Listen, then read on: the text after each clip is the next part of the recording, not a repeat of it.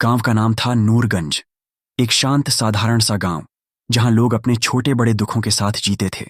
लेकिन उस रात कुछ ऐसा हुआ जिसने पूरे गांव को हिलाकर रख दिया। शबाना एक बूढ़ी मगर सुलझी हुई औरत थी। अकेली रहती थी। उसका कोई नहीं था। उसका सहारा थी एक सफेद बिल्ली सिम्मी, जिसे वह अपनी बेटी की तरह पालती थी। सिम्मी दिन भर शबाना के साथ रहती, उसकी बातों का जवाब अपनी आंखों से देती और रात को उसके पैरों में सिमट कर सोती।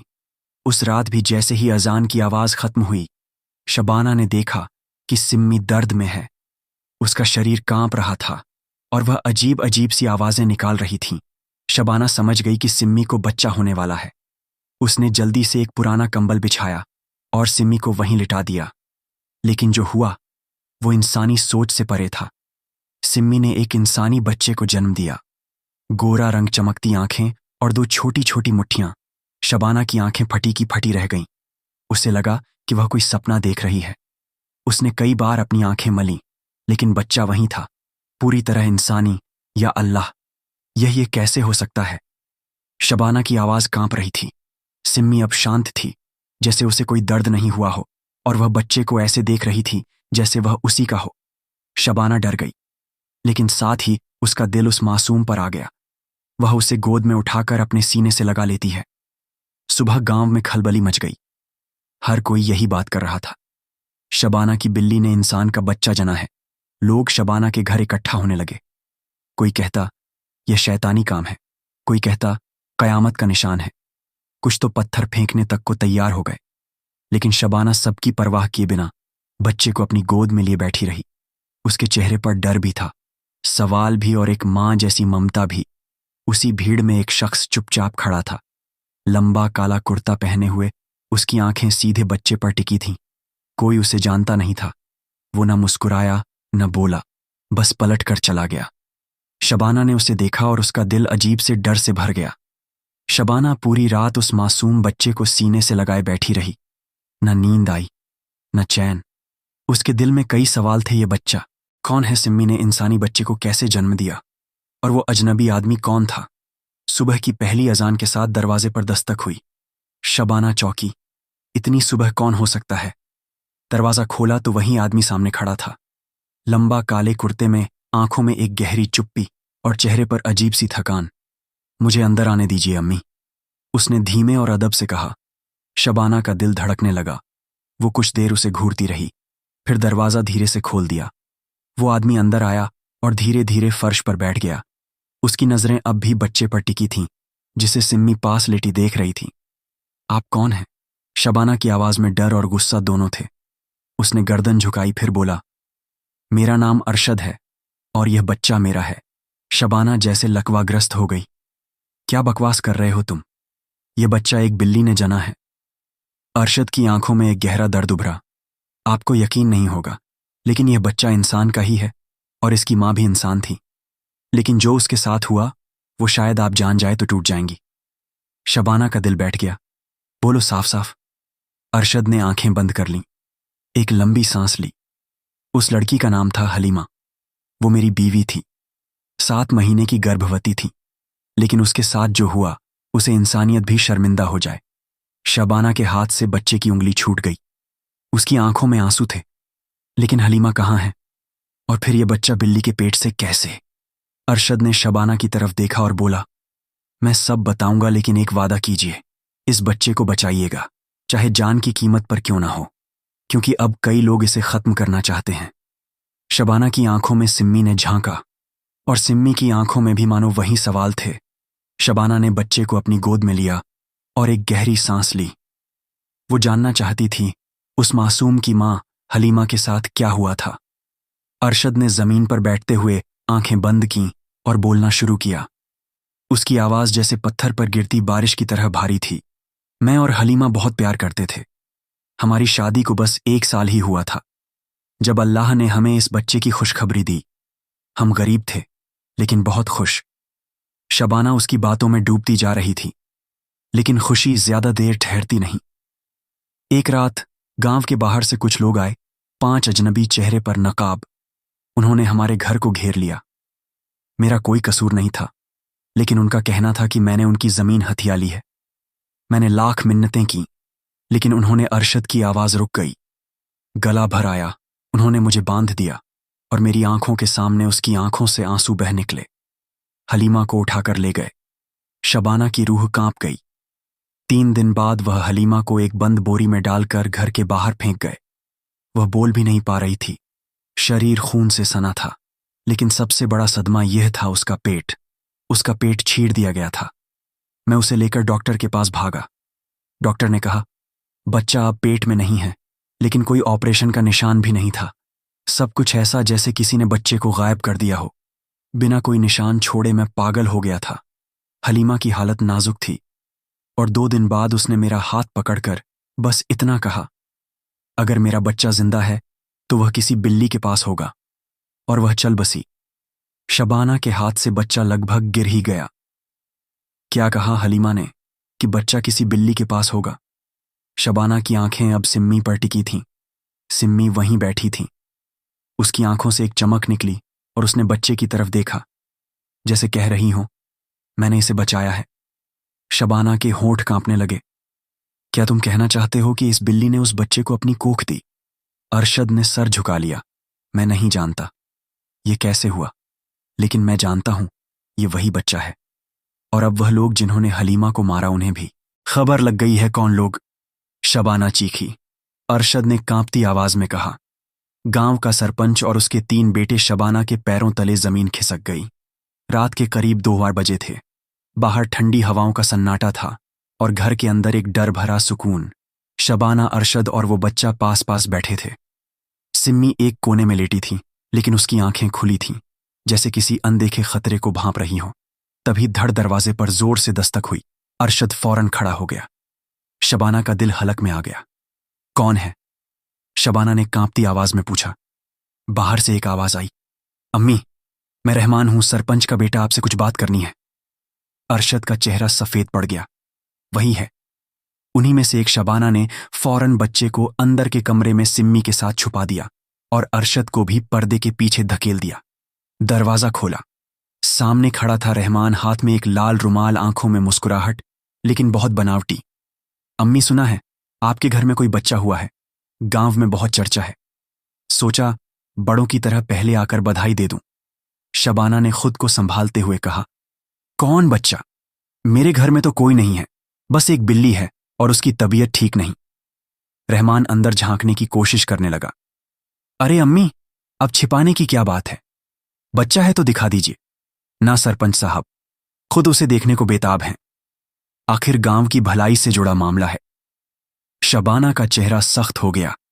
गांव की भलाई में अगर औरतों को मार देना शामिल है तो अल्लाह उस भलाई से दूर रखे। रहमान की आंखें सिकुड़ गईं। अम्मी, आप नहीं जानती, आप क्या बोल रही हैं? इस बात का अंजाम बुरा हो सकता है तो हो जाए बुरा अंजाम, लेकिन वो बच्चा मैं किसी हैवान के हवाले नहीं करूंगी। रहमान ने गुस्से में दरवाजे पर मुक्का मारा और बोला, अभी तो मैंने शराफत से पूछा, अगली बार पूरा घर जला दूंगा। और वह वहां से चला गया, लेकिन उसकी आंखों में था साफ इशारा, तूफान अब पास है। अंदर अरशद कांप रहा था, लेकिन शबाना की आंखों में कोई डर नहीं था। उसने बच्चे को उठाया, माथे पर चूमा और कहा, अब यह मेरा नहीं, अल्लाह का बच्चा है और मैं अपनी जान देकर भी इसे बचाऊंगी। सुबह की अजान अभी हुई ही थी, लेकिन गांव की गलियों में एक शोर उठ चुका था। वो औरत डायन है, एक बिल्ली इंसान का बच्चा कैसे जनेगी? ये तो शैतानी हरकत है। सरपंच साहब ने तो कह दिया ये बच्चा है, और औरत पापिन। शबाना ने खिड़की से झांक कर देखा। गांव की औरतें, मर्द, यहां तक कि बच्चे तक उसके घर की तरफ उंगली उठाकर बातें कर रहे थे। दरवाजे के बाहर सरपंच खड़ा था, चेहरे पर धार्मिकता का नकाब, लेकिन आंखों में जहर गांव वालों। सरपंच चीखा, अगर आज हम इस डायन को नहीं जलाएंगे तो कल हमारा हर बच्चा उसके घर में पैदा होगा और हमें पता भी नहीं चलेगा उसका बाप कौन है। लोगों में बुदबुदाहट तेज हो गई। एक बूढ़ी औरत चिल्लाई, मैंने खुद उस बिल्ली को देखा है, इंसान का बच्चा चाट रही थी। एक और आदमी बोला, और उस बच्चा, उसकी आंखें लाल थीं। उसमें शबाना का पूरा शरीर कांप उठा। अंदर अरशद दीवार से टिक कर बैठा था, सिर झुकाए। मैंने कहा था ना अम्मी, ये लोग किसी भी हद तक जा सकते हैं। अब वो हमें नहीं, हमारे वजूद को मिटाना चाहते हैं। सिम्मी बच्चा लेकर एक कोने में सिमटी हुई थी। उसकी आंखों में कुछ अलग था, जैसे वह समझ रही हो कि अब उसे कुछ करना होगा। दरवाजे पर पत्थर आना शुरू हो चुके थे। थप थप थप एक पत्थर खिड़की का शीशा तोड़ता हुआ अंदर गिरा। शबाना ने बच्चे को सीने से लगा लिया। मेरे अल्लाह, तू गवाह है, मैंने कुछ नहीं किया। तू देख रहा है मासूम, पर कितने इल्जाम लग रहे हैं। अचानक अरशद ने खड़ा होकर कहा, अब वक्त आ गया है सच्चाई बताने का, उस सच्चाई का जो सरपंच के खानदान को मिटा सकती है। शबाना ने चौंक कर उसकी तरफ देखा। कौन सी सच्चाई? अरशद, सरपंच मेरी मां का कातिल है, और शायद इस बच्चे का भी कुछ और रिश्ता उससे जुड़ता है। शबाना का कलेजा सहर गया। भीड़ उग्र हो चुकी थी। मशाल लहराई जा रही थी। पत्थरों की बरसात बढ़ती जा रही थी।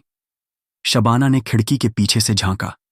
सरपंच के बेटे रहमान ने एक रस्सी ली और ऊंची आवाज में चिल्लाया, इस औरत को खींचकर बाहर निकालो, पहले इसे बांधो फिर आग लगाओ।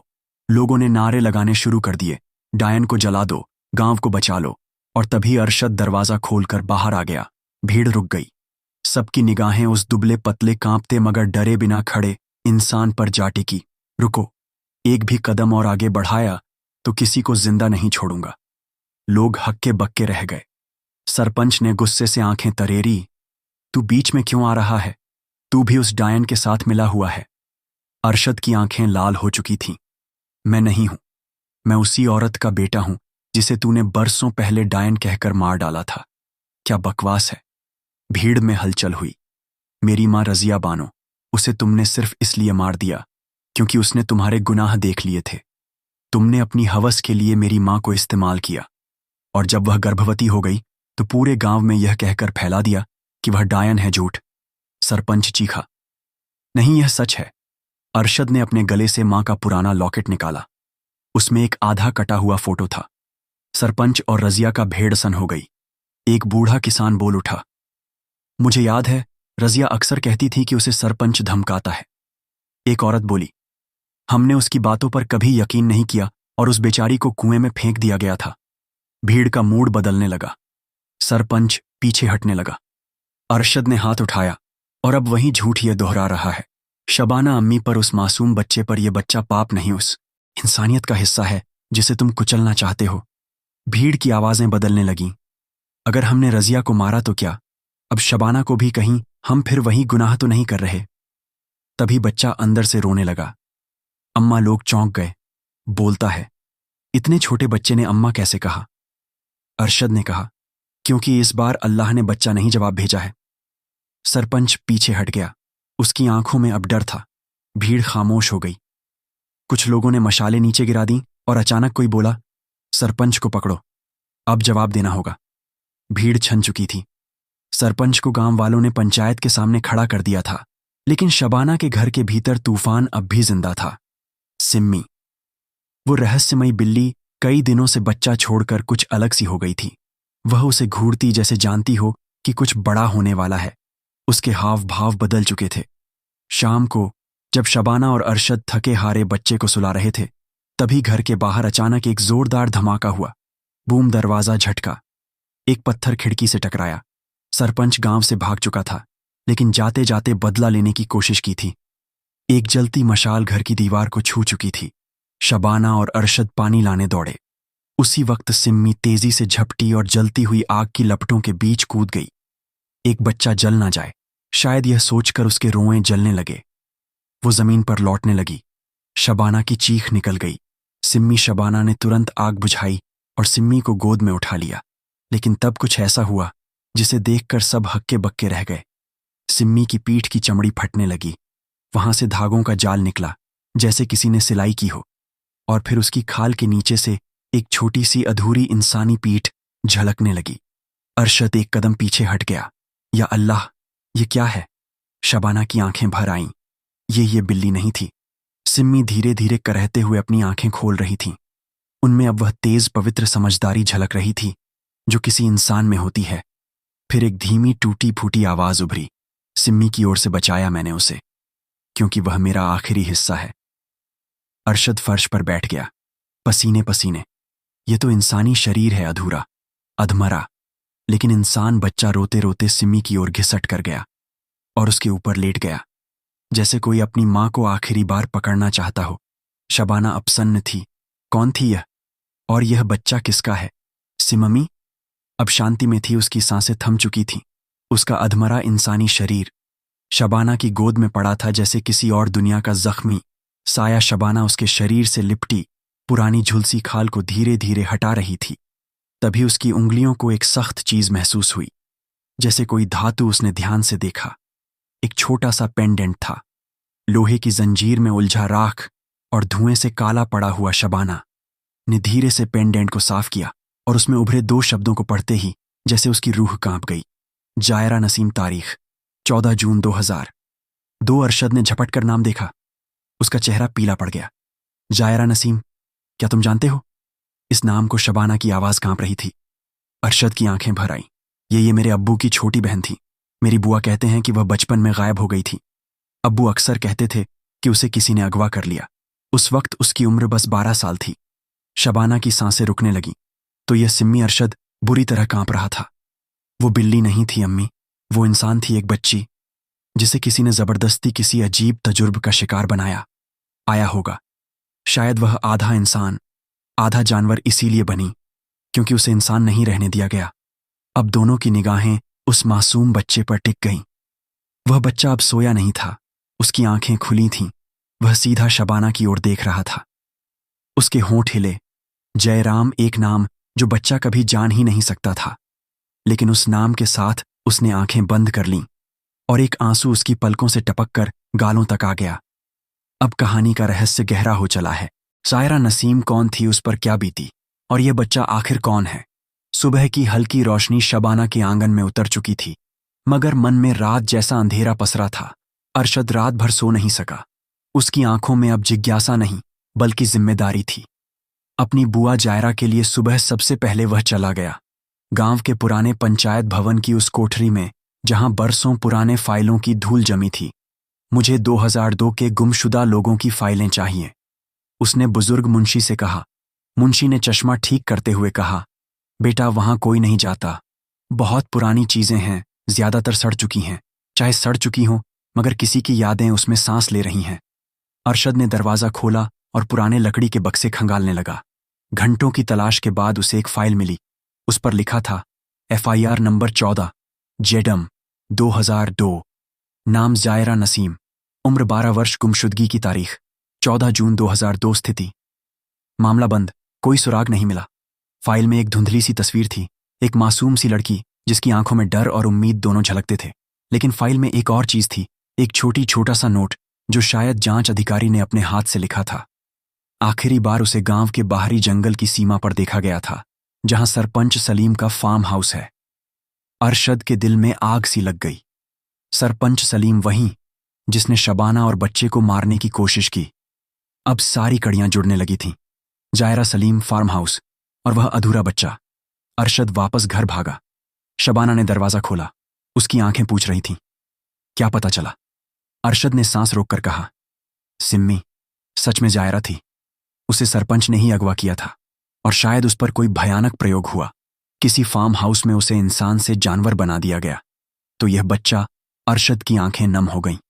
हो सकता है यह जायरा के साथ हुई जुल्म की सबसे आखिरी निशानी हो, और शायद सबसे पवित्र भी। अब रहस्य बेहद गंभीर हो चुका है। सवाल उठता है, सरपंच ने जायरा के साथ क्या किया, और क्या कोई और इस खेल में शामिल था? रात गहरा चुकी थी, चांद बादलों में छिपा था और हवाओं में कुछ अजीब सी बेकली थी। अरशद और शबाना उस नन्हे बच्चे को साथ लेकर गांव के बाहर की उस राह पर चल पड़े जो अब उजाड़ हो चुकी थी। सरपंच सलीम का पुराना फार्म हाउस, जहां 2002 में जायरा नसीम को आखिरी बार देखा गया था। झाड़ियों और कांटों को हटाते हुए वे उस टूटी हुई दीवार के पास पहुंचे जो किसी वक्त फार्म हाउस की सीमा थी। सब कुछ वीरान था, लेकिन दीवारें अब भी जिंदा लग रही थीं, जैसे कुछ कहना चाहती हो। अरशद, क्या यह सही है? शबाना की आवाज कांप रही थी। अगर हम वहां नहीं गए जहां जायरा को गुम किया गया था, तो हम सच्चाई से दूर ही रहेंगे, अरशद ने कहा। वे अंदर घुसे। पुराना दरवाजा चरमराकर खुला, जैसे किसी ने बरसों बाद उसे फिर छुआ हो। फार्म हाउस की अंदरूनी हालत देखकर दोनों के रोंगटे खड़े हो गए। जमीन पर लोहे की जंजीरें पड़ी थीं।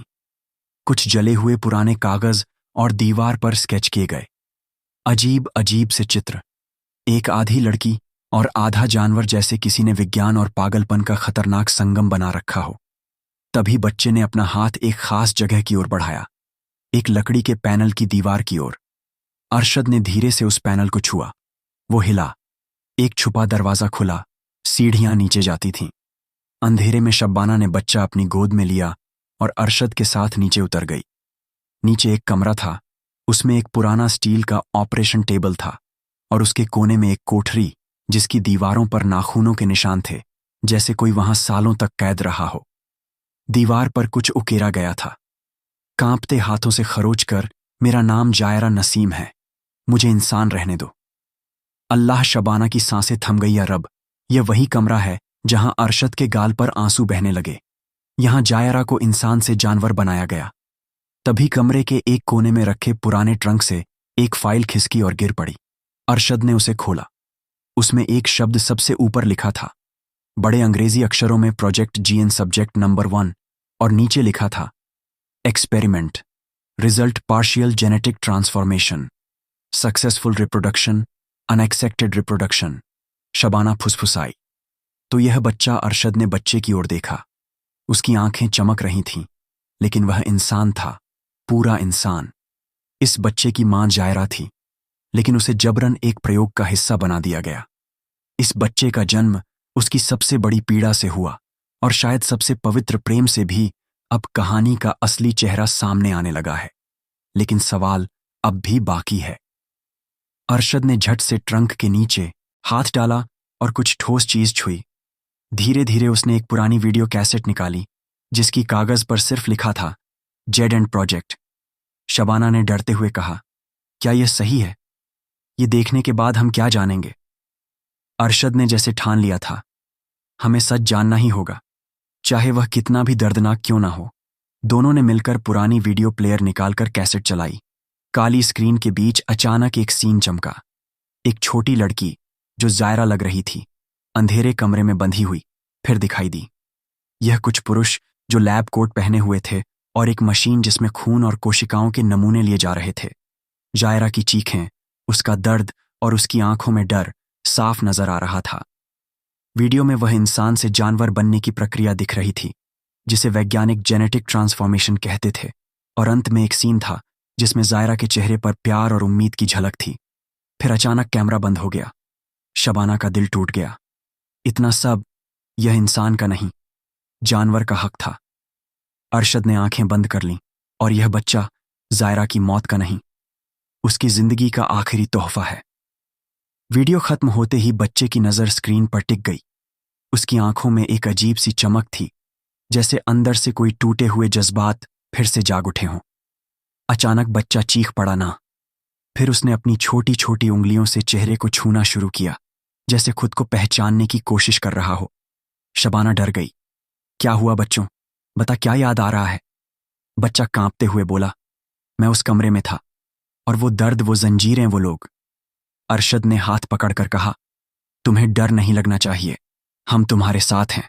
बच्चा बोला, मैं जायरा की आवाज हूं, मैं वो नहीं हूं जो तुम सोचते हो। मैं उसका दर्द हूं, उसकी दास्तान हूं। शबाना ने आंसू पोंछते हुए कहा, हम तुम्हें इंसान समझेंगे, हमेशा। तभी बच्चे ने अचानक खिड़की की ओर देखा, जहां से दूर जंगल की तरफ एक धीमा साया हिल रहा था। क्या वह कोई देख रहा था? गांव की हवा अचानक बदल गई थी। अधेड़ों के बीच एक साया आकर खड़ा हो गया था। सरपंच सलीम। उसकी आंखों में अब कोई डर या पछतावा नहीं था, बल्कि एक ठंडी और कड़क सच्चाई। अरशद और शबाना ने उसे सामने देखा। दिल धड़क रहा था। सलीम ने ठंडी आवाज में कहा, तुम सबको सच पता चल जाएगा। जायरा का वो दर्द और यह बच्चा जो मेरी गलती का नतीजा है। गांव वाले जमा हो गए, सवालों के पहाड़ टूट पड़े। सलीम ने कबूल किया कि उसने जायरा पर भयानक प्रयोग करवाए थे, ताकि अपने स्वार्थ के लिए नई नस्ल तैयार कर सके। लेकिन जायरा ने अंत तक हिम्मत नहीं हारी। उसने बच्चे को जिंदा रखने की जद्दोजहद की। अरशद ने गर्व से बच्चे को गोद में लिया और बोला, ये बच्चा सिर्फ जायरा का नहीं, पूरे गांव का है। हमारी उम्मीद है, हमारा भविष्य। गांव में सुकून छा गया। सलीम को उसकी सजा मिली।